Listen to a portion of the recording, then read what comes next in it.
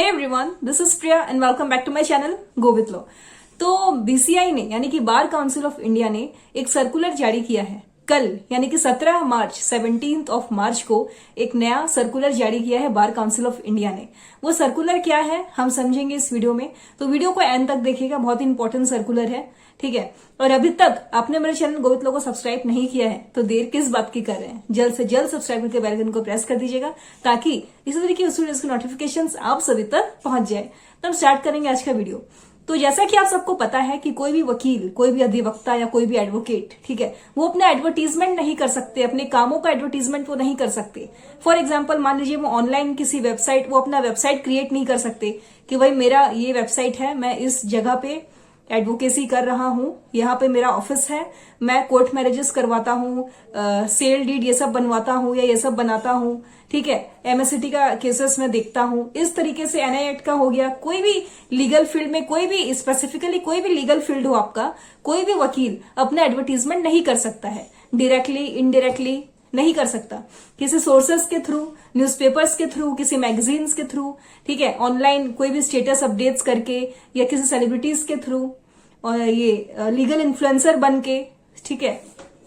किसी भी वेबसाइट्स पे इस तरीके के कोई भी तरीके का आप एडवर्टीजमेंट नहीं कर सकते, ठीक है। तो ये देखिए, ये जो जजमेंट है ये 3 जुलाई 2024 को मद्रास हाईकोर्ट के सामने आया था, ठीक है। लेकिन उसके बाद भी जब देखा, कई सारे एडवोकेट्स ने देखा कि भाई ये तो हमारे प्रोफेशन में इलीगल है, ये तो हम नहीं कर सकते, फिर भी कई सारे वकील इन चीजों को कंटिन्यू कर रहे थे, ठीक है। तो इन सब चीजों को ध्यान में रखते हुए जो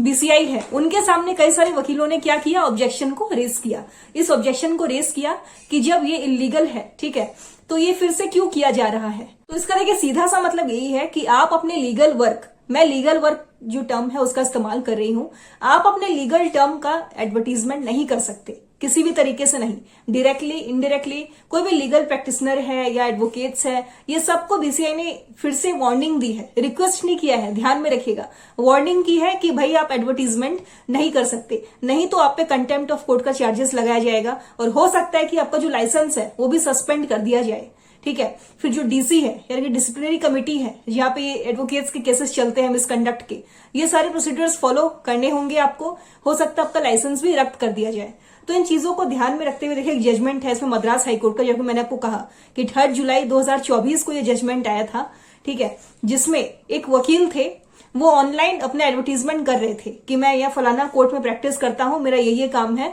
मैं स्पेसिफिकली इन कामों का एक्सपर्ट हूं, तो किसी भी कोई भी आपको दिक्कत होती है आप मेरे पास आ सकते हो, कॉन्टैक्ट नंबर वगैरह दे दिया था ऑनलाइन। तो उनपे देखिए केस चला था। तो यहाँ मद्रास हाईकोर्ट ने क्या किया, ये कहा कि रूल 36 का वायलेशन हो रहा है, रूल 36 पार्ट 6 का वायलेशन है ये, ठीक है। अगर आप बीसीआई का रूल पढ़ोगे ना, रूल 36 अगर आप पढ़ोगे तो उसमें आप देखोगे, यहाँ पे स्क्रीन पे भी आपको दिख रहा होगा,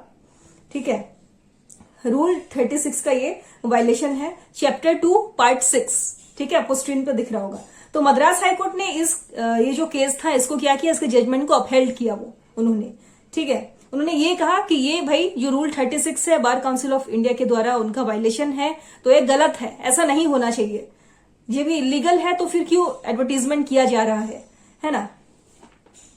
तो देखिए रूल 36 देखिए क्या कहता है, कोई भी सॉलिसिटर एडवर्टीजमेंट नहीं कर सकते, डायरेक्टली इनडायरेक्टली नहीं कर सकते वो, ठीक है। कोई भी इवेंट के अंदर हम देखते हैं ना आजकल स्टॉल्स, बैनर्स ये सब लगाए जाते हैं, कई सारे अधिवक्ता ये सब करते हैं अपने प्रचार करने के लिए, तो ये सब भी नहीं कर सकते, कोई स्टॉल्स, कोई बैनर्स आप नहीं लगा सकते। डिजिटल एडवर्टीजमेंट जो आजकल बहुत ही फेमस होके रखा है, डिजिटल एडवर्टीजमेंट, वो भी आप नहीं कर सकते,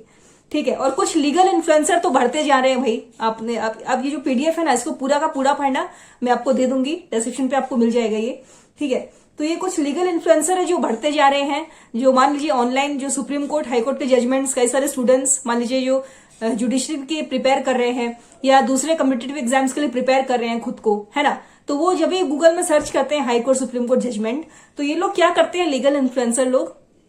इन लोग मिसगाइड करते हैं आदमी लोग को, कई सारे मतलब व्यूवर्स को इन लोग मिसगाइड करते हैं, कंफ्यूज करते हैं, उन लोग क्या करते हैं, मान लीजिए कोई जजमेंट है सुप्रीम कोर्ट या हाई कोर्ट का, ठीक है, तो उसको उस जजमेंट को वो डिटेल में नहीं पढ़ते हैं, डिटेल में नहीं पढ़ते हैं, 1 लाइन 2 लाइन पढ़ लिया, भाई पूरा जजमेंट तो पढ़ो, उसके बाद तो पता चलेगा केस में क्या हुआ। लेकिन नहीं, वो 1 लाइन 2 लाइन वो जजमेंट को पढ़ते हैं, फिर वो ऑनलाइन अपने वेबसाइट्स में डाल देते हैं, नीचे अपना नाम दे देते हैं, कॉन्टैक्ट नंबर दे देते हैं, फलाना फलाना फलाना, है ना। तो ये देखिए मिसगाइड कर रहे हैं पीपल को ऑनलाइन सोर्सेस के थ्रू, ठीक है ना। और सेलिब्रिटीज पे आजकल कई लोग मैंने देखा है कि सेलिब्रिटीज के थ्रू वो अपना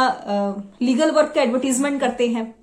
है ना। मैट्रिमोनियल डिस्प्यूट्स में अगर आप देखोगे ऑनलाइन टैक्सेशन लॉ हो गया, जीएसटी हो गया, ये सारी चीजें देखिए आजकल ऑनलाइन होने लग गए हैं। तो अगर आप ऑनलाइन भी सर्च करोगे इन सब के बारे में, कई सारे वकील ऐसे भी बैठे हैं जिन्हें कुछ नॉलेज नहीं है, कोई आइडिया नहीं है, वो अपना नाम दे देते हैं और ऊपर कुछ भी अपने मन से मन करत कहानी बना के वो लिख देते हैं, है ना। तो ये देखिए गलत है, ये जो लीगल इन्फ्लुएंसर कर रहे हैं, मिसकम्युनिकेशन कर रहे हैं, ये इन चीजों को बंद करना होगा। इस पीडीएफ में देखिए यही सब लिखा हुआ है, तो आप प्लीज इसको डिटेल में पढ़ना, ठीक है। आप इसे डाउनलोड भी कर सकते हैं। तो देखिए lastly bar council of India क्या कहता है, तो the bar council of India earnestly appeals, वो अपील करते हैं सारे लीगल प्रैक्टिशनर्स को कि वो डिजिटली एडवर्टीजमेंट नहीं करे प्लेटफॉर्म को, ठीक है, to comply diligently with this directives. जो भी डायरेक्टिव्स उन्होंने इशू किया है सर्कुलर में, जो भी उन्होंने लिखा है, वो दरख्वास्त करते हैं, वार्निंग दे रहे हैं हम सभी को कि वो ऐसा कुछ ना करे, यानी कि अपने लीगल काम का एडवर्टीजमेंट ना करे, ठीक है। तो देखिए एक बात आपको बताना चाहूंगी मैं कि मान लीजिए अगर आप किसी को नॉलेज दे रहे हैं पूरी तरीके से, अगर आपको पता है, तब अगर आप किसी को कुछ सिखा रहे हैं तो अच्छी बात है ना। लेकिन मान लीजिए आपको पूरी जानकारी है ही नहीं, वो एक कहावत है ना, little knowledge is a dangerous thing. जब आपको पूरी की पूरी बात पता ही नहीं है, वो आधी आधी जानकारी आप दे रहे हो सबको, तो ये तो देखिए आपके लिए भी खतरनाक है, हानिकारक है, और सामने वाला जो बंदा है जो आप पे ट्रस्ट कर रहा है उसके लिए भी ये बहुत ही ज्यादा हानिकारक है, उसका बहुत बड़ा नुकसान भी हो सकता है इन फ्यूचर। तो इसलिए मैं यही कहना चाहूंगी कि जो भी डायरेक्टिव्स, जो भी सर्कुलर बीसीआई ने अभी जो 17 मार्च को जो भी सर्कुलर जारी किया है, मुझे ये सही लगता है। जो लीगल वर्क है, जो भी मैं भी एडवोकेट हूं, ठीक है, तो मेरे मुताबिक मैं तो आपको यही कहूंगी कि किसी भी लीगल वर्क का एडवर्टीजमेंट करना डिजिटली आप करो, ऑनलाइन करो, सोर्सेस के थ्रू करो, स्टॉल्स के थ्रू करो, बैनर्स के थ्रू करो, ये गलत है, ये नहीं होना चाहिए, मेरा यही मानना है। अब आपका क्या राय है, आप क्या खुश हैं ये सर्कुलर से, क्या स्टेप्स लेंगे आगे बार काउंसिल ऑफ इंडिया वाले? तो ये जो लीगल वर्क का जो एडवर्टीजमेंट चल रहा है आजकल ऑनलाइन थ्रू लीगल इन्फ्लुएंसर्स वाले जो कर रहे हैं, तो आपको क्या लगता है, वकील को ऐसा करना चाहिए या इस चीज पे रोक लगा दी जाए? तो आपका क्या मानना है, आप मुझे कमेंट सेक्शन में जरूर बताइएगा। तो अगर और कोई डाउट्स है तो मुझे कमेंट में पूछिए, ठीक है, और टेलीग्राम ग्रुप को ज्वाइन कर लीजिएगा। कोई भी लीगल क्वेरीज आपको चाहिए आप मुझे व्हाट्सएप पे मैसेज कर सकते हैं, मेरा जो व्हाट्सएप नंबर है वो आपको डिस्क्रिप्शन पे मिल जाएगा। तो कोई डाउट्स है तो मुझे कमेंट में पूछिएगा। I hope you guys are doing good. See you guys in next video. Bye bye, take care everyone.